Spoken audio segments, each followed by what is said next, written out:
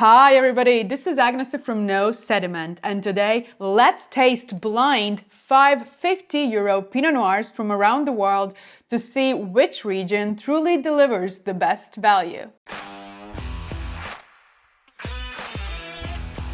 This video was inspired by one of my recent uploads where I blind tasted Cabernet Sauvignon from different winemaking regions to see where the true value lies for this grape. It was an exciting tasting, especially since I did not know the labels as all the wines were selected by my cameraman. Many of you requested that the next video is about Pinot Noir, and I get it. After all, it is one of the world's most seductive red grape varieties. And perhaps for Pinot Noir, this video is even more important because more than other international red grape varieties, Pinot Noir is praised for its exceptional ability to express terroir. Who knows, maybe that is the exact reason why this video does not make sense. Because since these wines tend to be so incredibly distinct from one another, it is the style we base our choices on, not the price. However, as much as Pinot Noir has a talent to express its terroir, it also has a talent to drive winemakers crazy.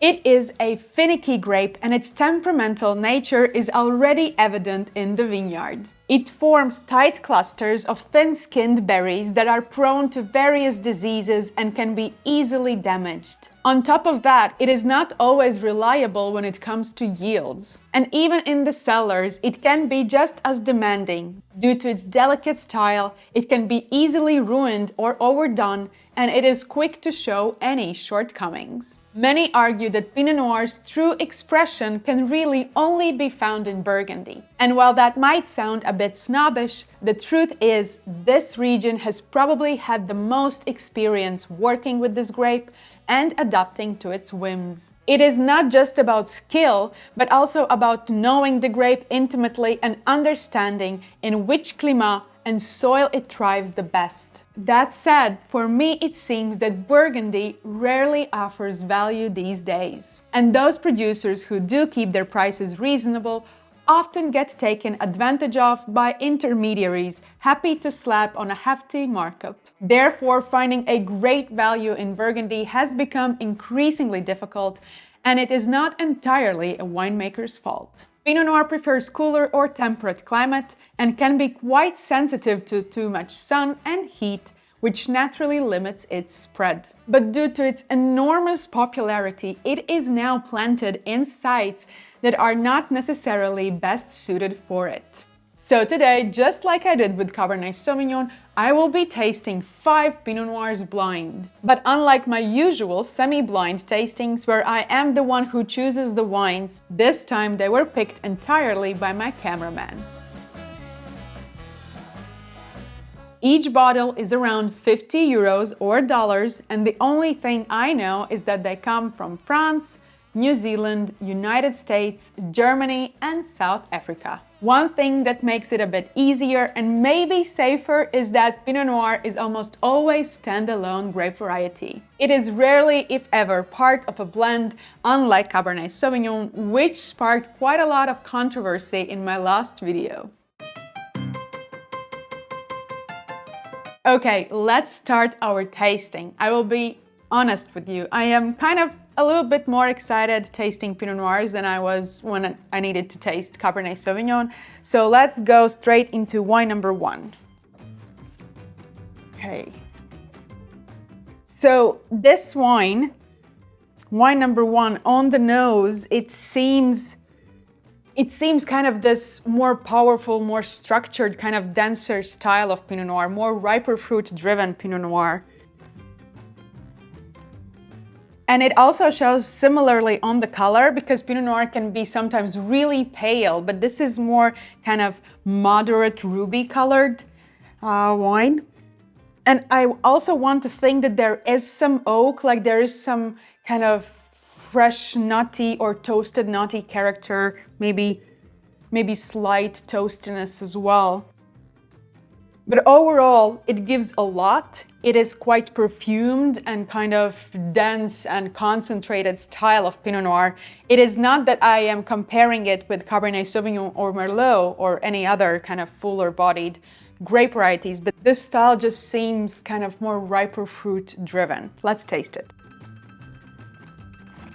So first of all, kudos to my cameraman, because these wines are nicely chilled, which I like, and I always liked Pinot Noir to be a bit cooler, you know, when served. But on the palate, you get this really kind of elevated, zesty, lively, vivid acidity. And it's typical kind of silky, maybe slightly polished tannin texture. So yes, on the nose, this wine is really driven by riper, darker fruit style.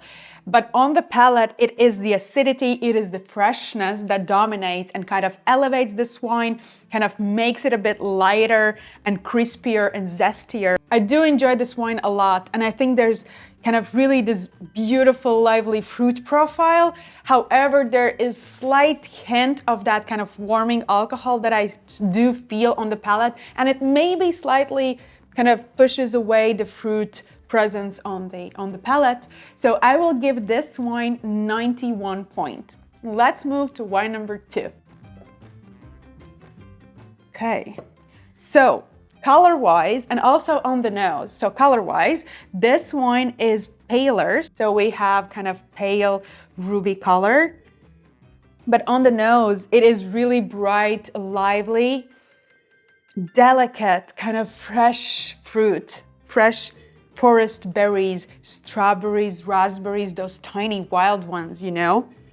But at the same time, you also have some of that kind of forest floor and some florals, some lilac and violets. It talks to you in this kind of really quiet type of way. But at the same time, it is kind of really seductive and inviting. Kind of, you know, eyes never lie. Let's taste this wine. Oh wow, the burst of these really wild strawberries, these sour cherries, maybe some cranberries on the palate. It is just amazing. And if in wine number 1, I felt the acidity and then the fruit was somewhere around, here in the wine number 2, the fruit is part of the acidity. It is like biting in a strawberry or sour cherry. The tannin here is just beautifully integrated, and maybe somewhere around the edges you can feel that maybe it is not perfectly ripe, maybe there are some greenness to it, but I think it kind of adds beautiful structure and beautiful playfulness on the palate.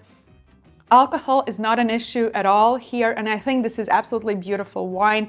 This is kind of more immediate appeal driven Pinot Noir, but at the same time, without losing, you know, kind of depth or complexity, I will give this wine 93 points. Let's move to wine number 3. Okay. So this is another one of those more powerful, more structured, more riper fruit driven Pinot Noirs. And here you could actually feel quite a lot of toastiness and kind of smoky elements, which I'm guessing comes from wood. And on the color, it is also quite deep, especially if we're talking about the Pinot Noir world. Yeah, here you have like smoked Morello cherry, you know, riper, really kind of sweet or even overripe fruit, or, you know, like cherry pie kind of cooked fruit characters. Yes, and all of that is kind of baked in these spices and vanilla and smokiness and toastiness. So there's a lot of happening on the nose here. Let's taste it. So this wine, as opposed to first 2 wines, is more structured. So here, like the tannin profile is more grippier. It is still really well made and kind of silky, but there's a bit of edge here and there. Maybe it is because they have used whole bunch, or, you know, some small percentage of whole bunch. That could be the issue as well here. But definitely it adds more texture. Another thing here as well, as opposed to wine number 2, this wine shows more prominent and more sweeter and kind of also warming sensation from the alcohol. And it slightly overpowers the fruit. Yes, fruit is more opulent and riper and richer, and it kind of has the power to stand next to that alcohol, but alcohol still kind of dominates the finish and maybe cuts the finish slightly short. But I am really being critical here. I'm really talking, too much into depth, because overall this wine is really beautifully made, balanced, albeit slightly different in style than maybe wine number 2. Now the smokiness and that kind of toastiness maybe has evaporated a little bit, opening up, more of that ripe fruit profile. This wine also seems a bit fuller, kind of fuller bodied character as opposed to wine number 1 and wine number 2. I will give this wine 92 points. Let's move to wine number 4. Okay, so this wine is another wine that is a bit paler in color and somehow it doesn't seem bright. So I'm guessing that this is unfiltered and unfined example. And on the nose, it shows similarly as wine number 2, it shows like a lot of these wild strawberries and raspberries, but they are more open, more crushed, kind of like juices have started already coming out and bursting, with a lot of flavors filling the room. Maybe like slightly more resolved type of fruit character. Also, we have some of that floral characteristic here as well. Maybe some rosemary or sage, like buttered sage. Some wild porcini even? I don't know. Let's taste it. Okay, so here this wine is the calmest and maybe the shyest on the palate. So you kind of have all of these fruits and all of these flavors, but they're mixed together, without a single fruit kind of shining too much or kind of being really distinctive, like as it was with wine number 1, 2, and 3. So, and I will be honest with you, this probably also shows the shortest finish of them all at this moment, because I haven't tasted wine number 5 yet. It was kind of this burst as a wave, and then it left the palate. I do feel some of that kind of cranberry or rhubarb kind of slightly on the finish now while I'm talking to you, but to be honest, it seems more acidity driven than it seems fruit driven. But maybe I shouldn't be too critical. Maybe I should taste this wine again. Okay, so now it kind of shows a bit of kind of black earth, like earthiness. Slight smokiness as well.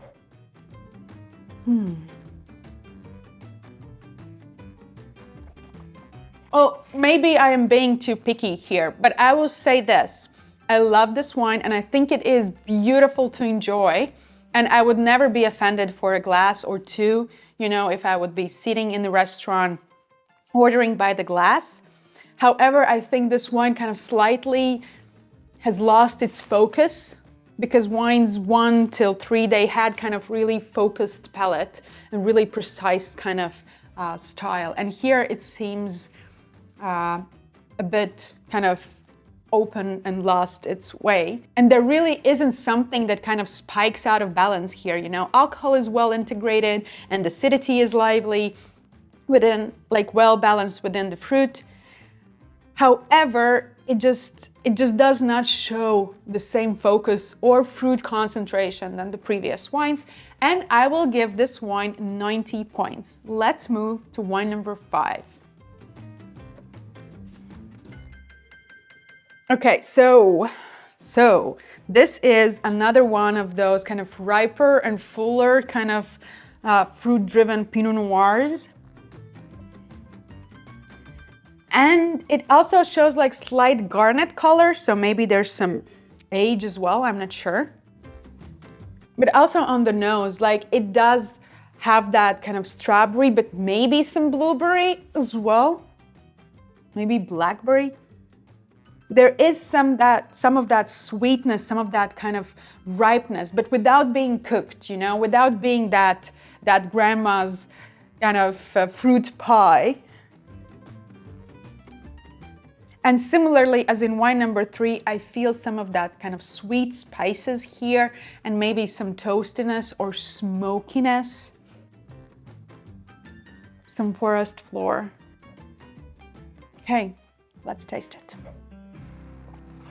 So here on the palate, it is also driven by this really ripe, opulent, overripe fruit profile. Maybe even slightly burnt sugar kind of somewhere over there. And I have a bit of grippier, still really kind of delicate, lower levels of tannins, but a bit grippier, a bit structured, you know, on the palate. And alcohol here, I would say it is overall quite well and pleasantly integrated. Yet on the mid palate, it felt more prominent. It is beautiful that it has kind of evaporated and it is not on the aftertaste. So the aftertaste is really dominant by these kind of ripe or overripe fruit. But like at some moment, you know, on the mid palate, alcohol was slightly warming, but that has gone. So this is nice.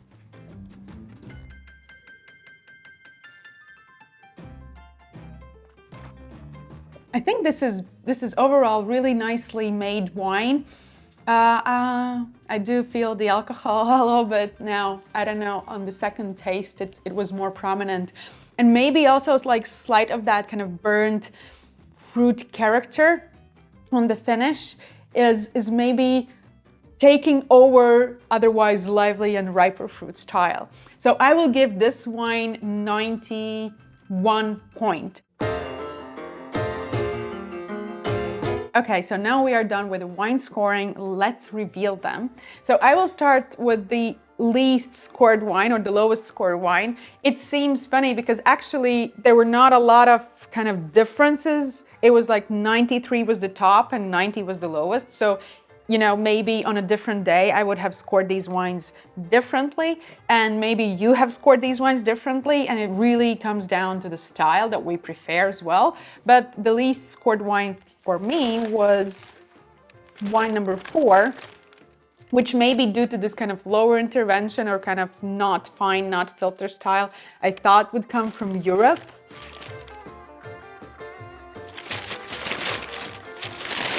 And it's not. Okay, so this is one of the leading producers, Hamilton Vineyards, in the Hemel-en-Aarde Valley, and they were one of the beginners, I think, in this area, in this kind of cool coastal area for Pinot Noir. And yeah, I said I would happily enjoy a glass or two, you know, by the glass at a restaurant.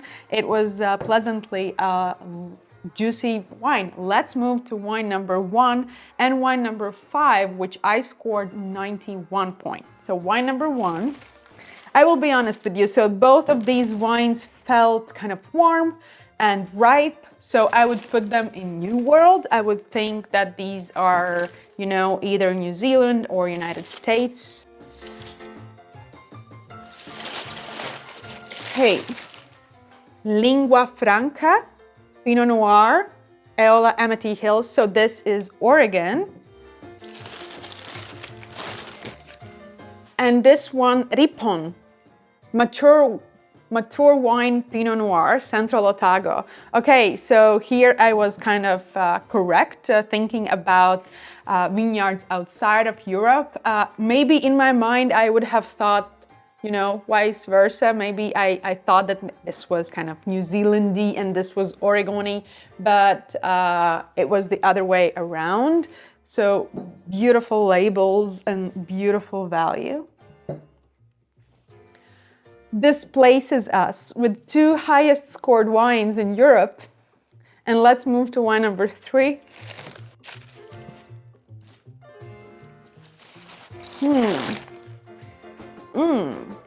Okay, Martin Wassmer, Spatburgunder GG, so grosses Gewachs, from Baden. And in Germany, actually, they usually age their Pinot Noirs in oak. And I think when I was tasting this wine, I spoke about a lot of these kind of spices and toastiness, which this wine really showed on the nose. Okay, and that means that the highest scored wine comes from France. I gave this wine 93 points.